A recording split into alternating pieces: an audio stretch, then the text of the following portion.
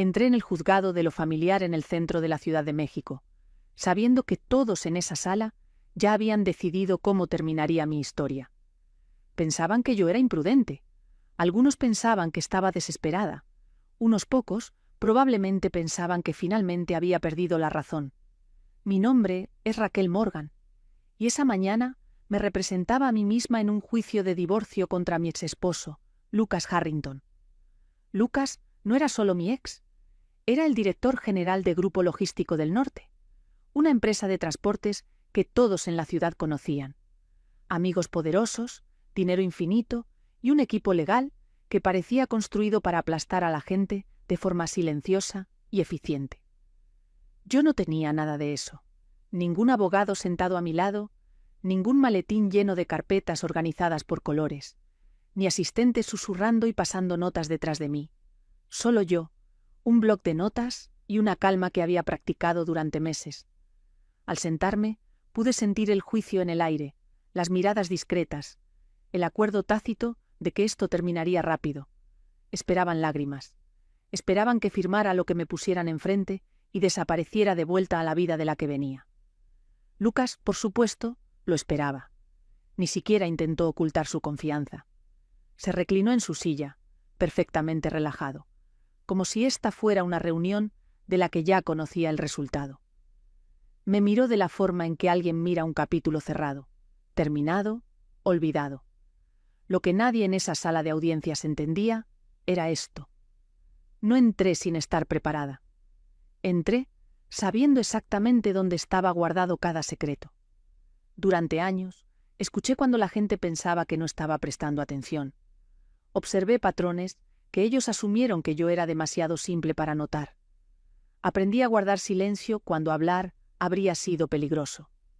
Y ahora, de pie en ese tribunal, había terminado de estar callada. Este no era el día en que lo perdía todo. Este era el día en que la verdad finalmente entraba en la sala conmigo.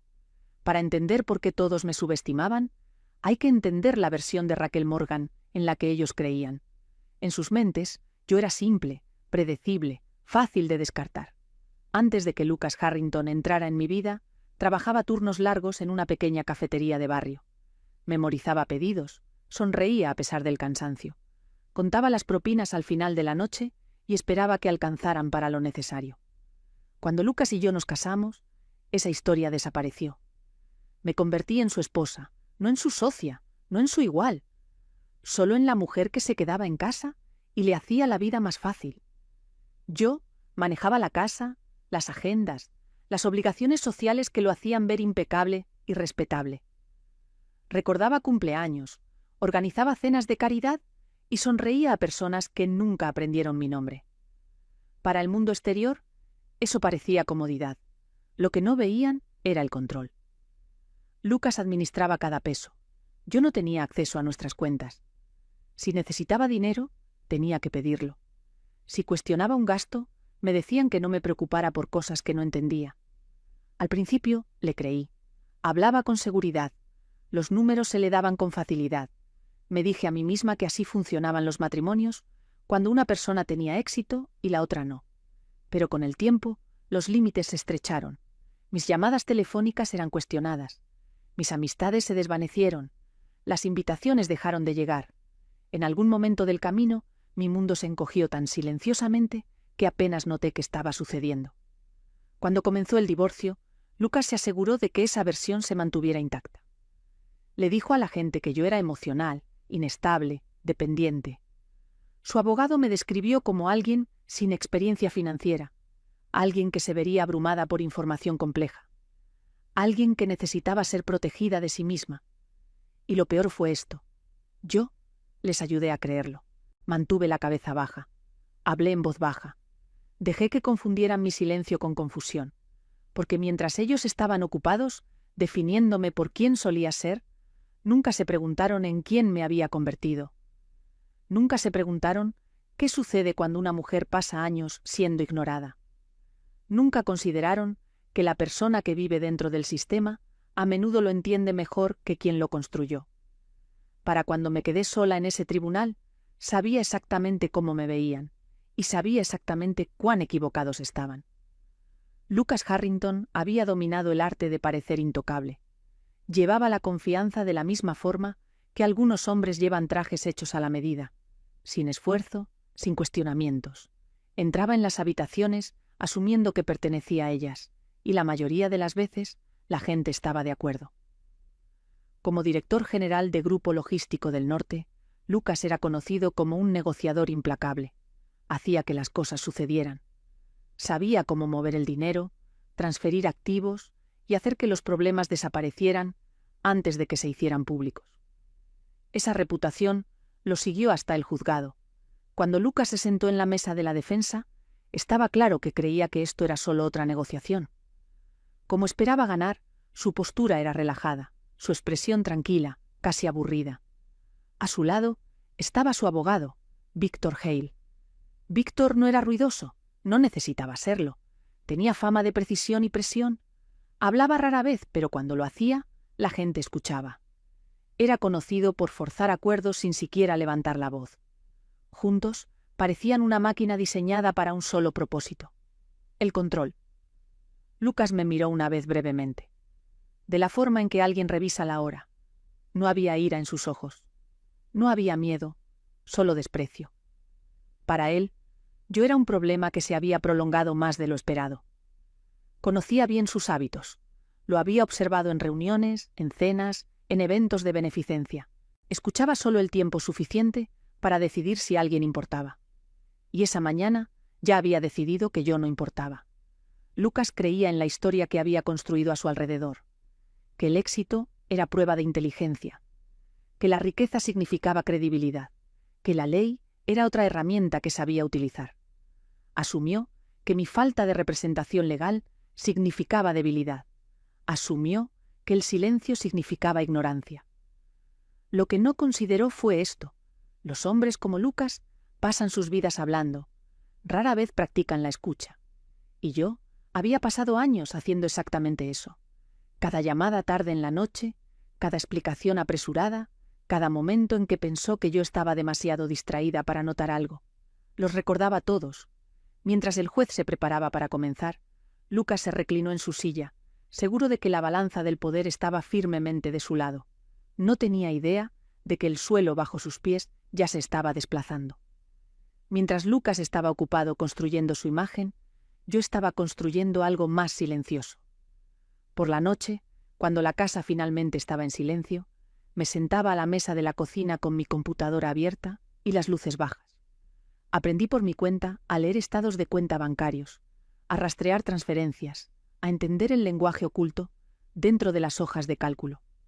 No hice esto porque quisiera el control. Lo hice porque quería claridad. Lucas asumía que yo no tenía interés en su trabajo. Hablaba libremente a mi alrededor. Atendía llamadas en la mesa durante la cena.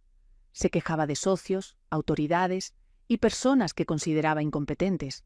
Nunca bajaba la voz. Aprendí patrones de la misma manera que otras personas aprenden rutinas. ¿Qué cuentas se mencionaban solo de pasada? ¿Qué transacciones aparecían al final del trimestre? ¿Qué nombres surgían solo cuando estaba estresado? No lo confronté. No hice preguntas que levantaran sospechas. Escuché. Cuando sincronizó sus dispositivos a la cuenta de la nube familiar por conveniencia, noté cuando aparecieron archivos en carpetas que nunca antes había visto. También noté eso. Comencé a guardar copias, no robando, no infiltrándome, solo respaldando lo que ya existía en el espacio compartido. Correos electrónicos, estados de cuenta, resúmenes internos que nunca debieron salir de su pantalla. Mantuve todo simple. Fechas, montos, repeticiones. Sin teorías, sin suposiciones, solo hechos. Hubo noches en las que quise parar. Noches en las que me decía a mí misma que estaba pensando de más, que nada de lo que encontrara importaría de todos modos. Pero luego recordaba con qué facilidad me habían cortado el acceso al dinero. Qué rápido mi voz había sido descartada una vez que me volví estorbosa. Fue entonces cuando entendí algo importante. La preparación no se trata de venganza, se trata de supervivencia. Para cuando Lucas solicitó el divorcio, yo tenía meses de información organizada discretamente. Nada dramático, nada ostentoso, solo un mapa claro de dónde vivía la verdad. Así que, cuando entré sola en ese tribunal, No estaba adivinando. Estaba confirmando. Pensaron que venía con las manos vacías porque no podían ver lo que traía conmigo. No se dieron cuenta de que la mujer silenciosa a la que ignoraban había estado prestando atención todo el tiempo. Y la atención, cuando se combina con la paciencia, es mucho más peligrosa que la ira. La sala se sintió diferente una vez que comenzó la audiencia. Al principio, todo siguió el ritmo esperado. Presentaciones formales, lenguaje cortés, confianza cuidadosamente medida por parte de la defensa. Víctor Hale habló con fluidez, exponiendo una narrativa familiar, un ejecutivo exitoso, un matrimonio de corta duración, una oferta razonable extendida y rechazada. Lucas apenas me miró mientras Víctor hablaba. Ya se sabía de memoria esta versión de la historia. Cuando llegó mi turno de hablar, mantuve mi voz firme y mis palabras simples. No acusé, no dramaticé, hice preguntas. Mencioné una cuenta de fondos que Víctor no había referido, una entidad de inversión que Lucas había descartado como insignificante durante nuestro matrimonio. La reacción fue inmediata. Víctor hizo una pausa de solo un segundo, pero fue suficiente. Lucas se movió en su silla. El juez se inclinó un poco hacia adelante, agudizando su atención. No expliqué todo, no reveló documentos todavía. Simplemente declaré que ciertos activos no habían sido declarados y que los abordaría durante el testimonio. La sala quedó en silencio. Ese silencio no era confusión, era un nuevo cálculo. Víctor ajustó sus papeles. Lucas enderezó su postura. Por primera vez esa mañana, me miró directamente. No había ira en su expresión. Había incertidumbre. Víctor objetó rápidamente, calificando mi declaración como especulación. Habló con confianza, descartando mis palabras como un malentendido. No discutí. Solo asentí y dije que proporcionaría la documentación cuando fuera apropiado. Fue entonces cuando lo sentí. El cambio. Lo que había sido rutina, de repente se sintió inestable. La energía en la habitación pasó de la certeza a la cautela. Lucas se inclinó hacia Víctor y le susurró algo que no pude oír. Víctor asintió una vez, con la mandíbula tensa. Ya no me estaban ignorando, se estaban adaptando. Y eso me dijo todo lo que necesitaba saber. Aún no había ganado nada, pero la ilusión de control con la que entraron se había agrietado, y una vez que eso sucede, nunca se repara del todo. El juez llamó al primer testigo de la defensa, y Lucas eligió la confianza sobre la cautela. Daniel Pierce, el director de finanzas de Grupo Logístico del Norte, subió al estrado con la soltura de un hombre que ya había testificado antes. Habló con claridad, sonrió cortésmente, respondió preguntas como si esto no fuera más que un trámite. Víctor lo guió cuidadosamente. Daniel confirmó que todos los activos conyugales habían sido revelados, que las finanzas de la empresa estaban limpias, que no se habían ocultado ni desviado fondos de manera inapropiada. Fue una actuación bien ensayada. Cuando fue mi turno de interrogarlo, no me acerqué al estrado de inmediato. Me quedé donde estaba y hablé con calma. Le pregunté a Daniel cuánto tiempo había trabajado con Lucas. Pregunté sobre las prácticas contables estándar. Pregunté sobre los controles internos y los plazos de auditoría. Preguntas simples, preguntas cómodas. Daniel se relajó. Luego le pregunté sobre una cuenta interna utilizada para retener fondos temporalmente antes de los informes trimestrales. Dudó solo un momento, pero la duda estuvo ahí. Le pregunté con qué frecuencia se usaba esa cuenta. Le pregunté si aparecía en la lista de bienes declarados proporcionada durante el proceso de divorcio. Daniel se aclaró la garganta. Dijo que era operativa. Dijo que no era relevante para los bienes conyugales. Le pregunté si los fondos alguna vez se movían de esa cuenta a otras entidades de inversión. La sala se quedó inmóvil. Víctor objetó, alegando que la pregunta estaba fuera de lugar. El juez la permitió. La confianza de Daniel se desvaneció. Explicó que algunas transferencias eran rutinarias y estaban autorizadas. Insistió en que no había ocurrido nada indebido. Le di las gracias y luego hice una última pregunta. Pregunté si se había realizado alguna transferencia en los 90 días anteriores a que Lucas solicitara el divorcio. Daniel miró a Lucas antes de responder. Ese fue el momento en que todo cambió. El juez lo notó, Víctor lo notó, y Lucas notó que todos lo notaron. Daniel respondió con cuidado, admitiendo que se habían realizado varias transferencias poco antes de la solicitud. No lo acusé de ninguna falta. Simplemente declaré que presentaría documentación que coincidía con su testimonio. Daniel bajó del estrado, su soltura inicial reemplazada por una tensión visible. Mientras se retiraba, lo vi claramente. Esto ya no se trataba de un acuerdo de divorcio. Se trataba de si la verdad permanecería enterrada. Y a juzgar por la forma en que Lucas evitaba mis ojos, supe que no sería así. Fue entonces cuando Lucas decidió cambiar de táctica.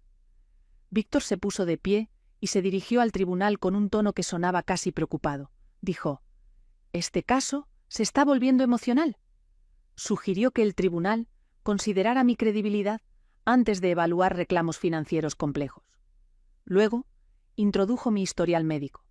Habló de un periodo años atrás, cuando busqué ayuda por ansiedad y duelo. Usó palabras como tratamiento y evaluación. Insinuó inestabilidad sin decirlo directamente. Lucas me observaba de cerca, esperando una reacción. No le di ninguna. Había pasado años aprendiendo cómo el silencio podía ser manipulado en mi contra. Esta vez no lo permitiría. Cuando fue mi turno de responder, me levanté lentamente. No me apresuré, no me defendí emocionalmente. Dije la verdad.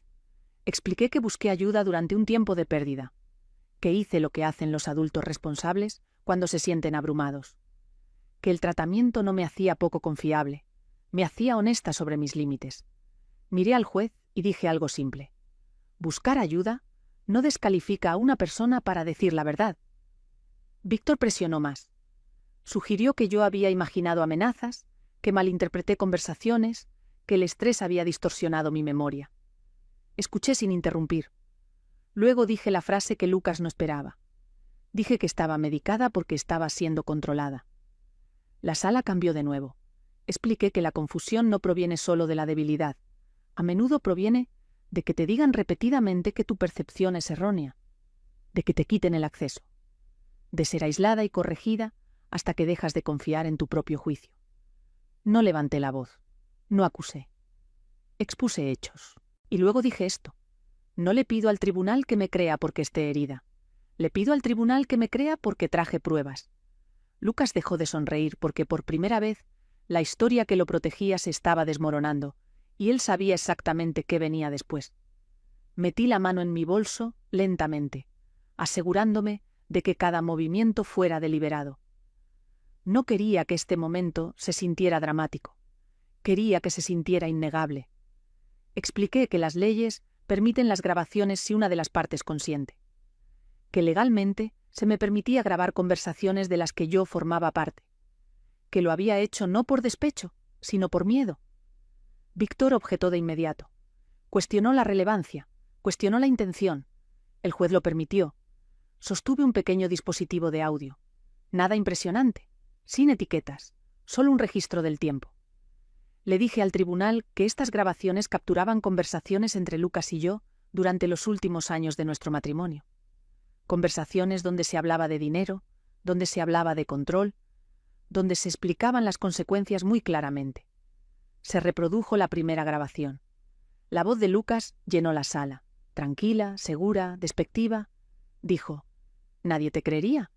Dijo: «Tú no entiendes de finanzas». Dijo: «Si presionas demasiado, perderás acceso a todo».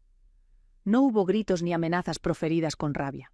Eso era lo que lo hacía peor. Era el control hablado como un hecho. Se reprodujo la segunda grabación.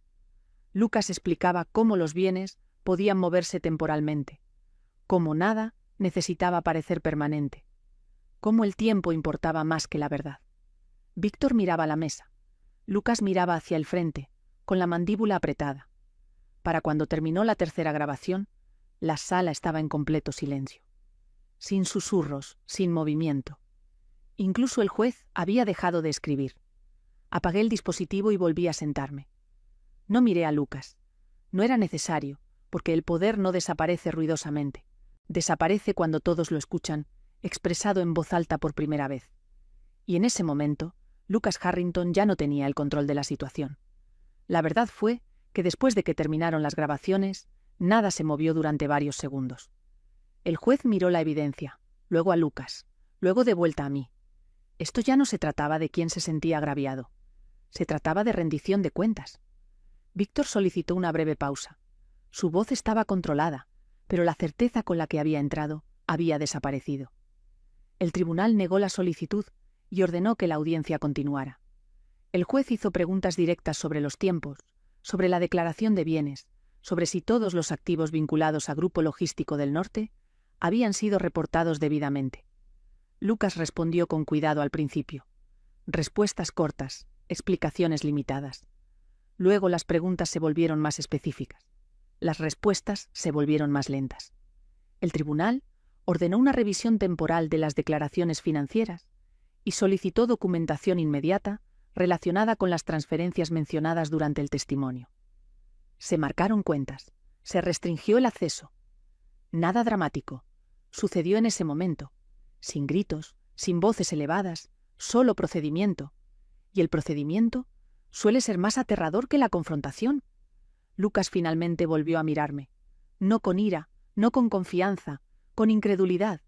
Había creído que esta sala lo protegería, que su posición pesaría más que mis palabras, que el dinero hablaría más fuerte que la verdad.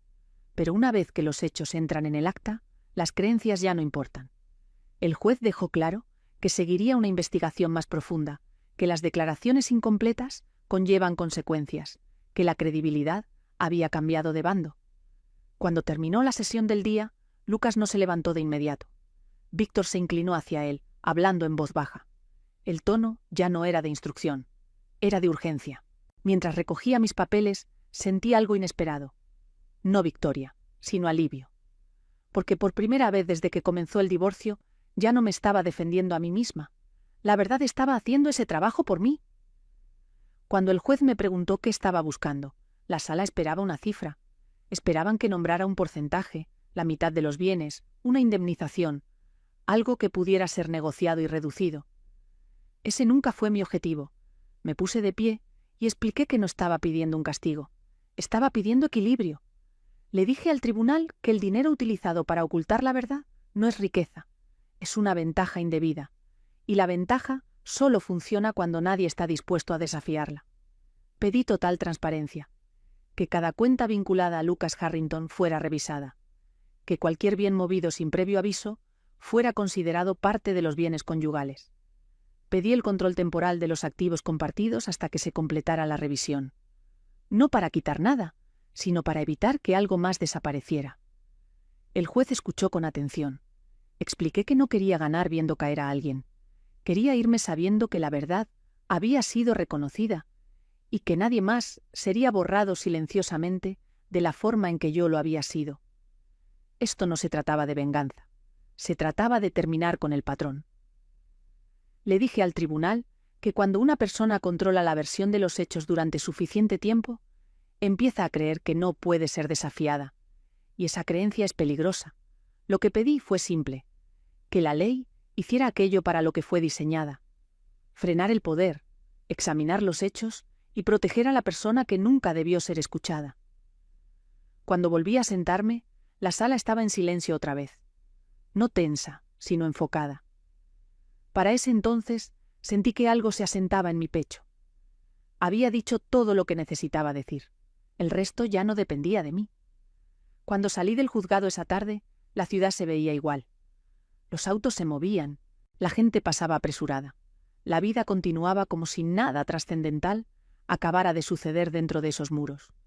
Pero para mí, todo había cambiado. No me sentía triunfante. No me sentía poderosa. Lo que sentía era más ligereza. Durante meses, mi vida había girado en torno a defender mi realidad, demostrar que no estaba imaginando cosas, explicarme ante personas que ya habían tomado una decisión. Esa carga se había ido. El proceso legal no terminó ese día. Las investigaciones toman tiempo. El papeleo se extiende. Las consecuencias se desarrollan lentamente. Pero algo mucho más importante ya había sucedido. Mi voz había entrado en el acta oficial. Regresé a un departamento más pequeño.